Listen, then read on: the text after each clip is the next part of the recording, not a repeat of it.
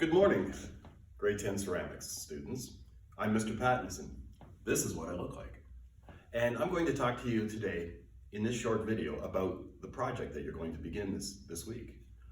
This is a project that is necessarily modified because of our current circumstances.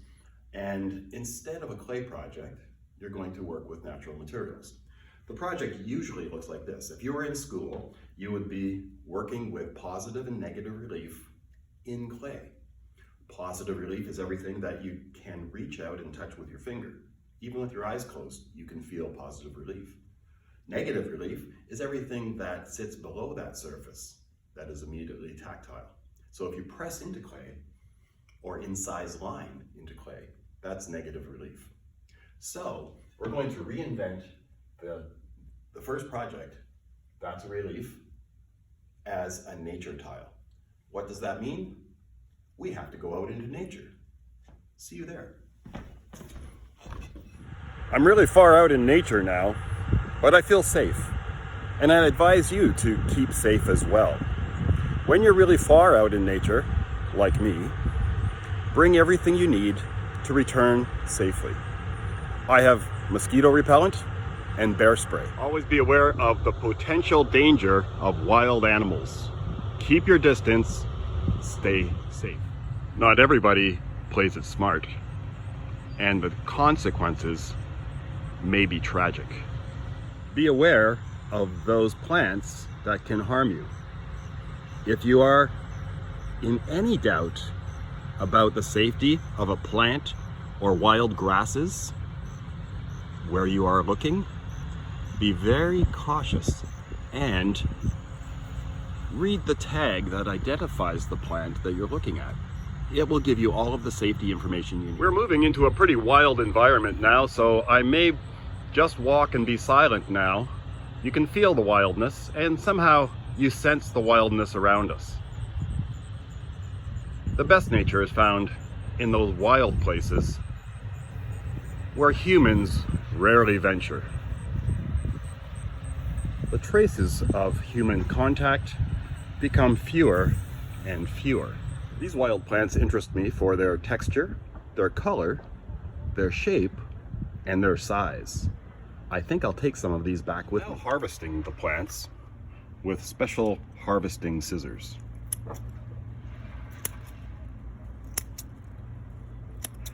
These don't disturb the plant will simply regrow. Find a convenient bucket or receptacle to put your harvested plants in. You can see there's already a natural design happening here that we can discuss in terms of its shape, texture, color, and form. I've harvested some indigenous grasses from this area of the wild country, and I will use this as a foundation for my composition. The grain is small, it's a neutral color, and I think larger objects will look great set against it. I'm going to dump my indigenous grasses here on this boat launch that I was lucky enough to come across. And I'm going to spread this out, just like that. This is my back. The next thing I'm going to do is begin my composition. And in order to do that, I've chosen to make a flexible frame. This is a bungee cord, and I could put it around here to frame my object, but I think I need more than just this. So I have this extension cord, and I'm going to use this to create my frame. Right now, my indigenous grasses are laid out in a square, a simple geometric shape. I could make a circle with this cord, but I think I want something a little bit more square. This may not be perfect, but it serves to define the space that I want to create the composition in. This is my format.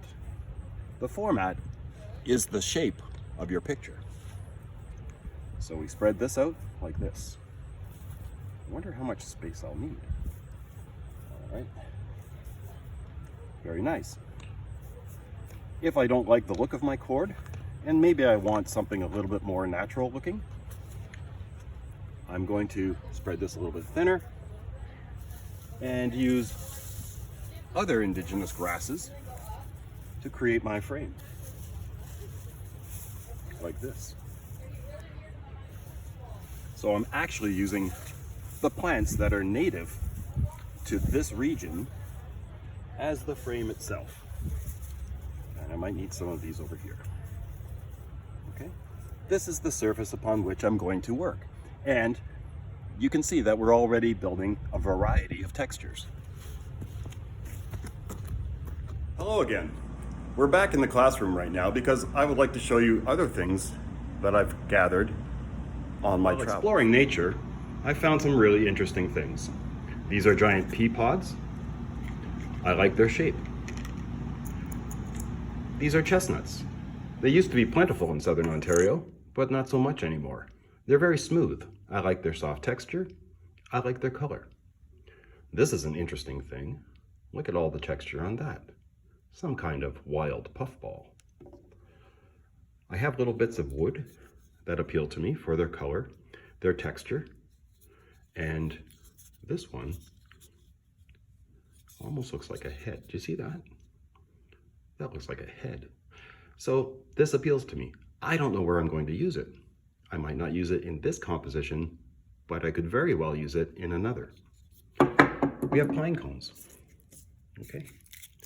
Pine cones have a great sense of symmetry, excellent texture, and a very earthy color. I found some rocks. The rocks might create a nice sense of contrast, and I found small delicate things too that I really don't know how I might work them in or what they are, but I'm going to work with them. Okay, Mr. Pattinson here, and now we're going to begin our composition. What could this look like? Well, I really like these big pea pods, so maybe I'll go for some symmetry and balance to begin. I might add a little bit of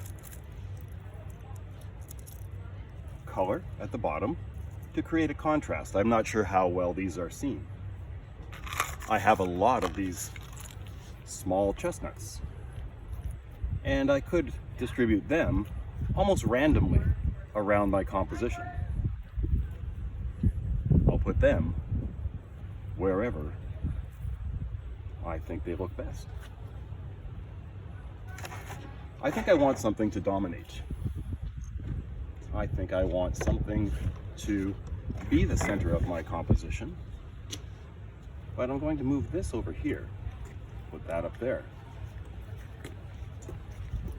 Hello. A few locals are passing by. Nice to meet you. All right, so we can work this in. We can punctuate this. Hello, Mr. Thomas. What are you doing in the wilds? He likes nature too. I'm going to punctuate my composition with some strong contrast. These small stones create that sense of contrast. Okay, maybe that's what I'm looking for. Maybe this composition is complete. But it's very fluid. I can also rearrange these in any way that I like. And in between each of these compositions, I'm going to document my work by taking photographs with the same camera I'm currently videotaping.